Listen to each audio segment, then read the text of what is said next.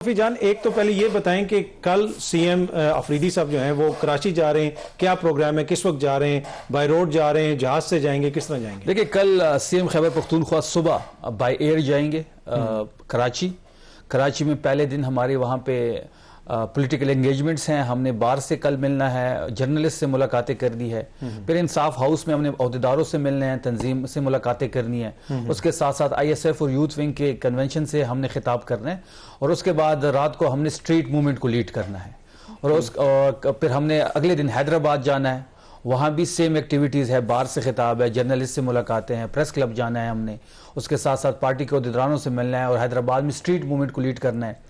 फिर हमने कराची दोबारा जलसे की इजाजत भी मांगी थी ना आप लोगों ने, वो बिल्कुल अभी तक तो नहीं मिली। हालांकि अभी मेरे साथ टॉक शो में नासिर हुसैन शाह साहब थे, उन्होंने ये कमिट किया है कि हम आपको बागी जिना में NOC दे रहे हैं, जो कि खुश आइंद है।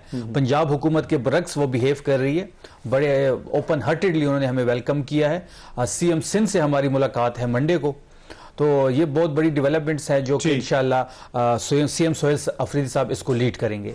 और जहां तक देखिए, ये जो दहशतगर्दी वाला मामला है, ये बड़ा एक संगीन मामला है, इसके ऊपर काफी ज्यादा तनकीद हो रही, बल्कि आपका जो अपना मौकिफ था उस पर बड़ी तनकीद हुई कि आपने खुल के तनकीद नहीं की।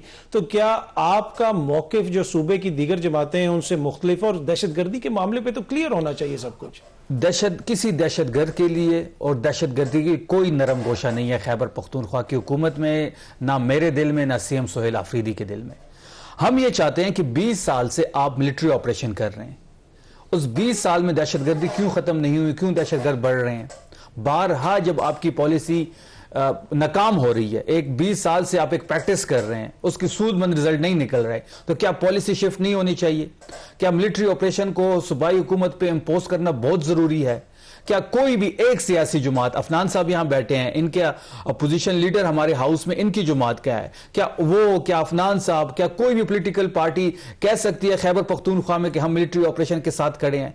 हमने जिरगा किया, जिरगे में चीज डिसाइड हुई, तमाम सूबा एक तरफ खड़ा है कि कोई मिलिट्री ऑप्शन किसी चीज का हल नहीं है, लेकिन उसके बावजूद जो DG ISPR साहब की प्रेस कॉन्फ्रेंस थी, बहुत अफसोस हमें हुआ।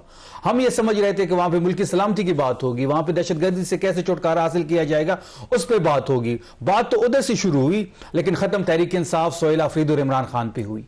हम ये चाहते हैं कि एक नेशनल पॉलिसी बनाई जाए, उसमें हम सूबाई हुकूमत को बैठाया जाए, वफाकी हुकूमत बैठे, एस्टेब्लिशमेंट बैठे, एक मुश्तरका पॉलिसी बनाए और उस पॉलिसी की TOR सेट करे, और उन TOR सेट के मुताबिक ही वहां पे कार्रवाई हो जो कि सूदमंद साबित होगी। हमारे कबायली अमीदीन से मशवरा किया जाए, क्योंकि वही लोग इफेक्ट हो रहे हैं, डिस्प्लेस मेरे लोग हो रहे हैं, शहीद मेरे लोग हो रहे हैं, फोर्सेस के जो लोग हैं वो भी हमारे हैं, जो शहीद हो रहे हैं वो भी हमारे हैं, वो भी खैबर पख्तूनख्वा से बिलोंग करते हैं। 90% लोग जो दहशतगर्दी की जद में शहीद हो रहे हैं, चाहे सिविलियन है चाहे फोर्सेस हैं, वो KP के हैं। दोनों साइड पे KP के लोग सफर कर रहे हैं।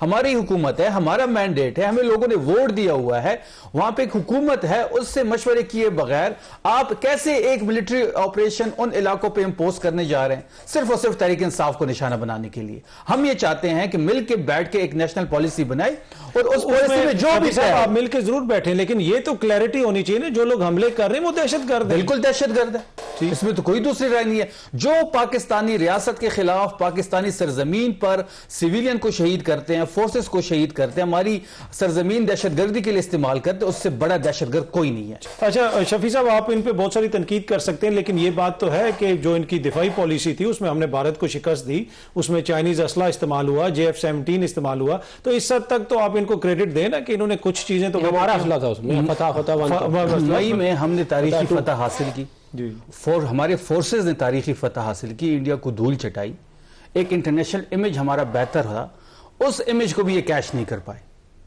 उस इमेज का भी सत्यानाश हो गया है। अभी आज एक न्यूज आ रही थी कि किसी कर्जे में किसी को तैयारा दे रहे हैं, पैसों के बद में किसी को तैयारा दे रहे हैं, वो जो ट्रिप वो है जो JF-17 रोल ओवर जो ये इनके हाल $4 बिलियन। देखिए, बात बड़ी सिंपल है, ये कहते हैं कि जी ये हमें खत्म करें। भाई, आपकी नाजायज हुकूमत है, उसको तो हम खत्म करेंगे, हम आपको नहीं खत्म करेंगे, आपकी नाजायज हुकूमत को खत्म करेंगे। आपने मैंडेट पे डाका डाला, दिन दहाड़े एक बंदे को पाकिस्तानी अवाम ने वोट के जरिए वजीर आजम मुंतखब कर लिया, इमरान खान साहब को 8 फरवरी को। आपने प्राइम मिनिस्टर हाउस लाने की बजाय अडियाला में बंद कर दिया। पाकिस्तान तहरीक इंसाफ की पॉलिटिकल स्पेस खत्म हो गई है।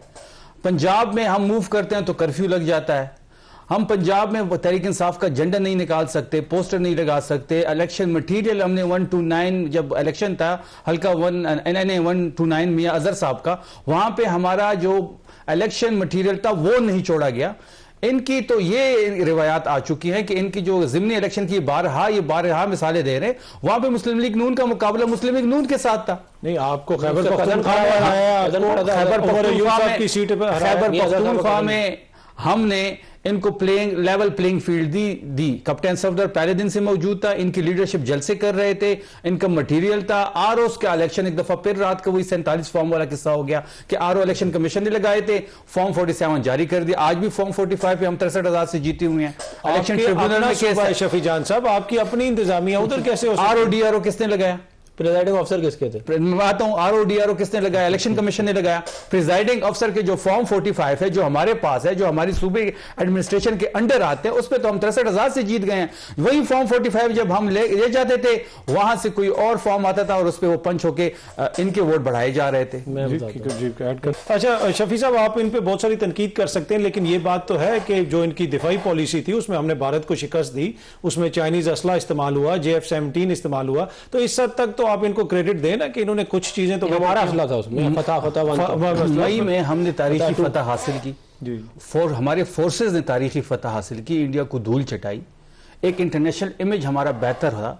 उस इमेज को भी ये कैश नहीं कर पाए, उस इमेज का भी सत्यानाश हो गया है। अभी आज एक न्यूज आ रही थी कि किसी कर्जे में किसी को त्यारा दे रहे हैं, पैसों के बद में किसी को त्यारा दे रहे हैं। वो जो ट्रिप वो है जो JF-17 रोल ओवर जो ये इनके हाल $4 बिलियन। देखिए बात बड़ी सिंपल है, ये कहते हैं कि जी ये हमें खत्म करें। भाई आपकी नाजायज हुकूमत है, उसको तो हम खत्म करेंगे, हम आपको नहीं खत्म करेंगे, आपकी नाजायज हुकूमत को खत्म करेंगे।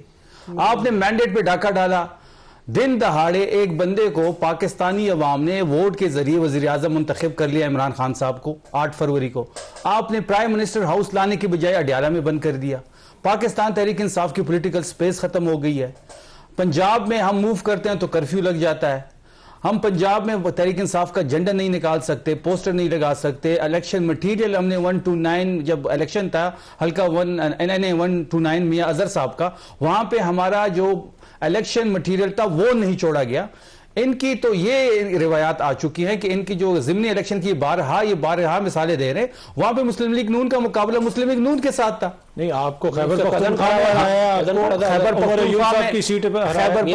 में हमने इनको लेवल प्लेइंग फील्ड दी। कैप्टन सफदर पहले दिन से मौजूद था, इनकी लीडरशिप जलसे कर रहे थे, इनका मटेरियल था। आरओ का इलेक्शन एक दफा फिर रात को वही 47 फॉर्म वाला किस्सा हो गया कि आरओ इलेक्शन कमीशन ने लगाए थे, फॉर्म 47 जारी कर दिया। आज भी फॉर्म 45 पे हम 63,000 से जीते हुए हैं।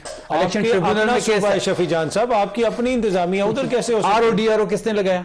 प्रिजाइडिंग ऑफिसर किसके थे? मैं बात हूं, आरओ किसने लगाया? इलेक्शन कमीशन ने लगाया। प्रिजाइडिंग ऑफिसर के जो फॉर्म 45 है जो हमारे पास है, जो हमारी सूबे एडमिनिस्ट्रेशन के अंडर आते हैं, उस पर तो हम 63,000 से जीत गए हैं। वही फॉर्म 45 जब हम ले जाते थे, वहां से कोई और फॉर्म आता था और उस पर वो पंच होके इनके वोट बढ़ाए जा रहे थे।